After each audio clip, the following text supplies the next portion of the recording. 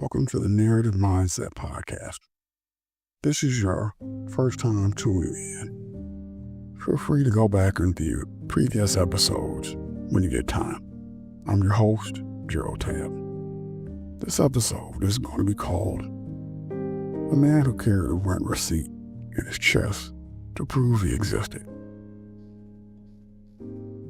There's a man in Inkster named Leek who carries a rent receipt in his chest to prove he exists. Not metaphorically, literally. A crumpled carbon copy embedded just beneath his sternum. It pulses when he gets anxious, glows faintly when he's ignored.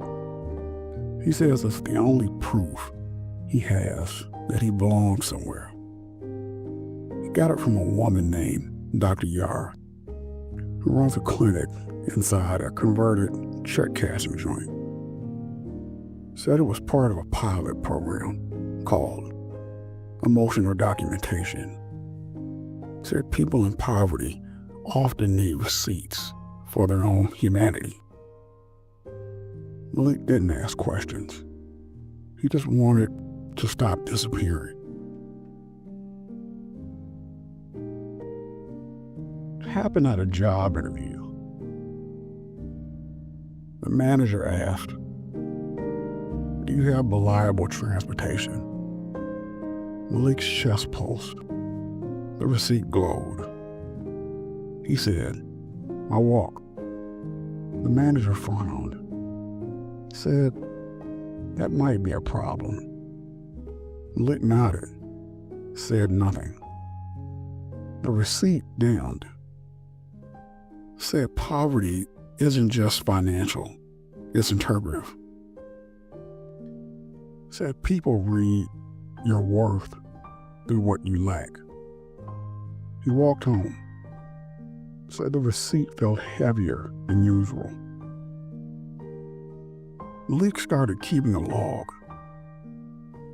Called it the disappearances.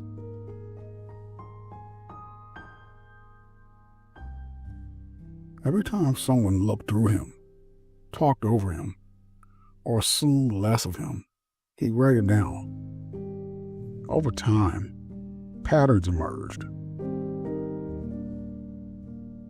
He disappeared more in banks, in hospitals, in classrooms. He added symbols.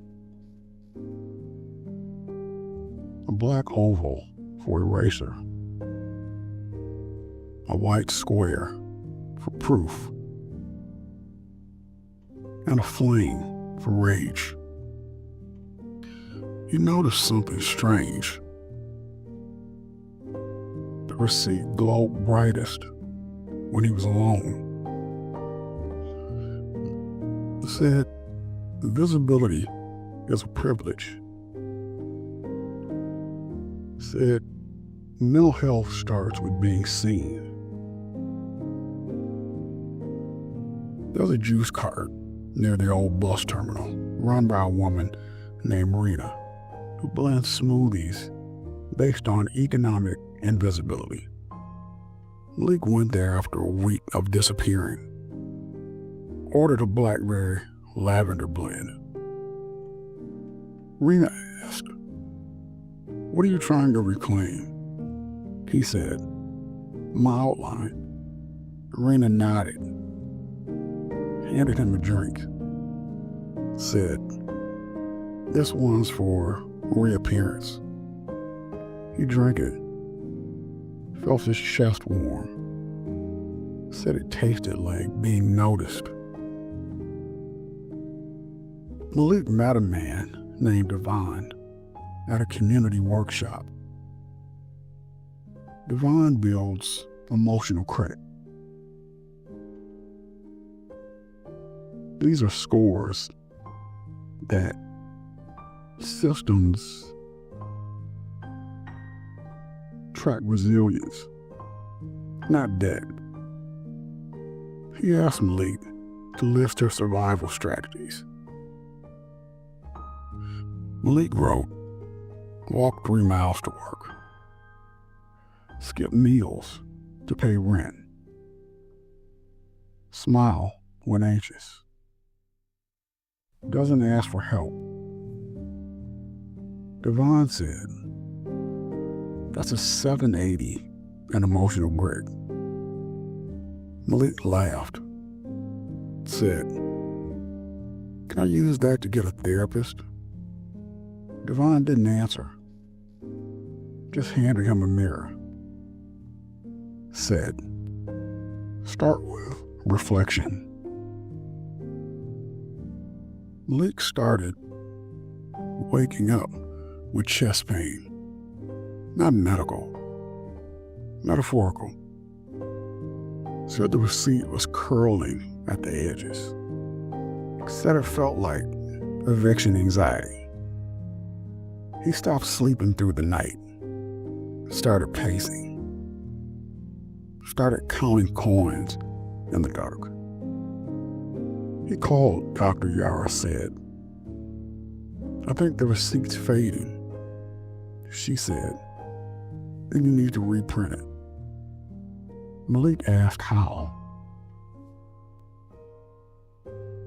She said, "By telling the truth." It happened at a grocery store. The cashier asked, "Do you want a bag?" Malik flipped his receipt, said, "No, I can't afford the extra 10 cents. The cashier blinked, said, "You could have just said no." Malik nodded, said, "I'm tired of hiding your math." The receipt glowed. Not bright, honest. Said, "Transparency is a form of therapy." Malik started a second log, called it the ledger, tracked his mental health against his bank balance, noticed his anxiety spiked at $42, depression at $18, dissociation at overdraft. He drew a graph, called it the emotional economy. Said poverty isn't just external, it's internalized. Said mental health is a currency. He stopped blaming himself, started budgeting his breakdowns. Rena introduced a new blend, called it inflation, made from grapefruit, turmeric, and salt. Said it was for naming the cost of survival. Malik drank it after a panic spiral. Said it tasted like honey. Rena handed him a napkin. It said, "They're not expensive. The system is." Malik taped it to his fridge. Said it was his new receipt. Malik met a woman named Naya at a community center. She teaches emotional receipts, how to document invisible labor. She asked Malik to list what he does to survive. He wrote, smiles at landlords, translates bills, skips meals, pretends to be okay. Naya said, "That's unpaid labor." Malik nodded, said, "It's also unacknowledged." She handed him a blank receipt. Said, "Start printing your worth." Malik started showing people that receipt, not for sympathy, for proof. He lifted his shirt, tapped his chest. Say, this is what survival looks like. Some people laughed. Some people cried. Some people looked away. He stopped hiding his anxiety. Started narrating it. Said, panic is a form of protest. Said, depression is a receipt with no ink. He joined a group called the Visibility Choir.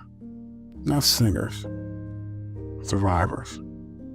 Each person carried a symbol, a receipt, a ledger, a napkin. They met in silence, then in story, and in song. Dr. Yara offered Malik a reprint. Not a duplicate, a redesign.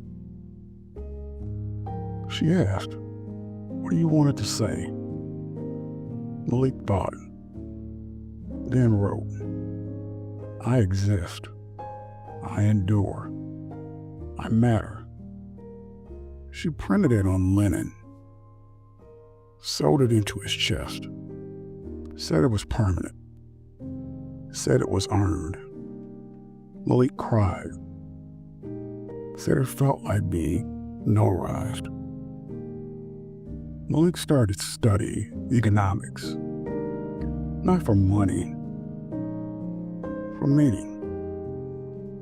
He built a mental health tax code. Each emotion had a rate. Anxiety, 12%. Shame, 18%. Hope, deductible. He taught workshops, helped people file emotional returns. Said poverty isn't income, it's interpretation. Said mental health needs accounting. He stopped apologizing for his breakdowns, started itemizing them. Rena introduced a final blend, called it equity, made from plum, sage, and molasses. Said it was for redistributing emotional labor. Malik drank it before a workshop. Said it tasted like justice. Rena handed him a napkin. It said, you don't owe anyone your silence. Malik taped it to his ledger. Said it was his new policy. Malik met a man named Orion at a storytelling lab that studies socioeconomic rituals. Orion asked Malik to describe his survival habits. Malik said, I walk, I wait, I pretend. Orion nodded, said, then you're practicing silence. Malik smiled and said, then I want to teach it. Malik started teaching workshops, not on budgeting, on visibility. He called them emotional receipts. People came with their own symbols, bus passes, eviction letters, food stamps, pay stubs. He asked them to name what each item cost emotionally, not financially, spiritually. He stopped calling himself broke, started calling himself documented. Said poverty isn't just lack, it's misrecognition. Malik's daughter came to visit. First time in 2 years. She saw the receipt glow. past, does it hurt? Malik said, only when I forget it's mine. She cried, not because of the receipt, because of the answer. Said she's been carrying invisible receipts too. They sat on the porch.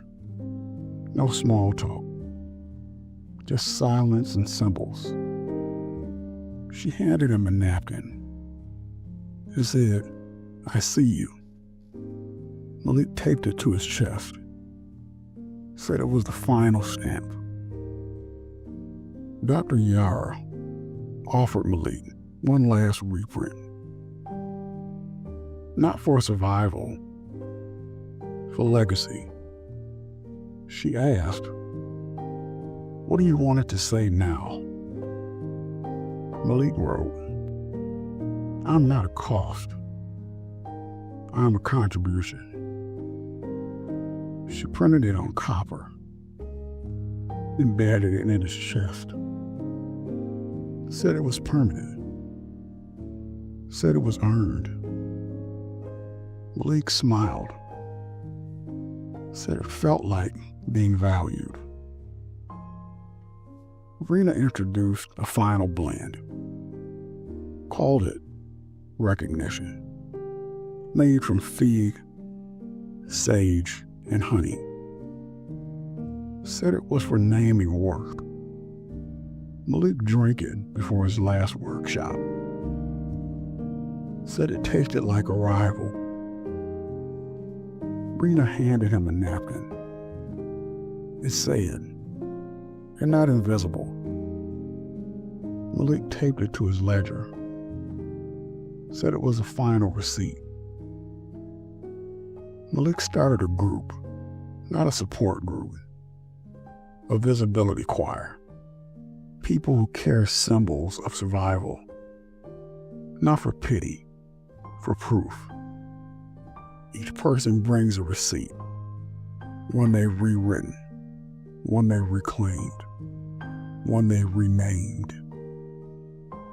They share in silence, then in story, then in song. Malik calls it the recognition ritual. Says it's the sound of being seen. I don't know if Malik still carries the receipt. I don't know if it's still closed. I don't know if the choir still meets. But I do know this. Malik stopped disappearing. Started documenting. Started teaching. He folded poverty into napkins, into smoothies, into silence, into song. He didn't escape the system. He rewrote his in it. He named it. He lived in it. And maybe that's enough. Maybe socioeconomic status isn't just a statistic. Maybe it's a receipt. Maybe it's a ritual, a rhythm. Maybe it's the story. Maybe it's you.